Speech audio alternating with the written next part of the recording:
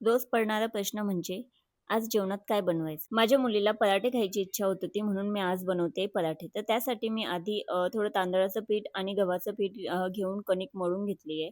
त्यानंतर मिरची, लसूण, कोथिंबीर बारीक करून घेतलं आहे. त्यानंतर एक कांदा घेतला आहे आणि तोही बारीक करून घेतला आहे. नंतर उकडलेले बटाटे हे पण मी बारीक करून घेतलेले आहे आणि हे सर्व मी त्यामध्ये टाकून त्यात सर्व मसाले मी मिक्स केलेले आहेत. सो मसाले मिक्स करून झाल्यानंतर मी त्या सर्वांना एकजीव केलंय आणि एकजीव करून झालं मी छान असं बटाट्याचं सारण तयार करून घेतलंय. देन ते सारण तयार करून झाल्यावर मी एक छान पराठा लाटून घेतलाय आणि त्यामध्ये ते सारण घातलंय आणि ते सारण घालून पराठा लाटून झाल्यावर मी त्याला तूप लावून छान परतून घेतलंय आणि मग ते दह्यासोबत एन्जॉय केलंय. सो तुम्ही पण हा पराठा घरी नक्की ट्राय करून बघा. खूप जास्त टेस्टी झालेला आहे. मी इन्ग्रेडियंट्स हे खाली डिस्क्रिप्शनमध्ये देते.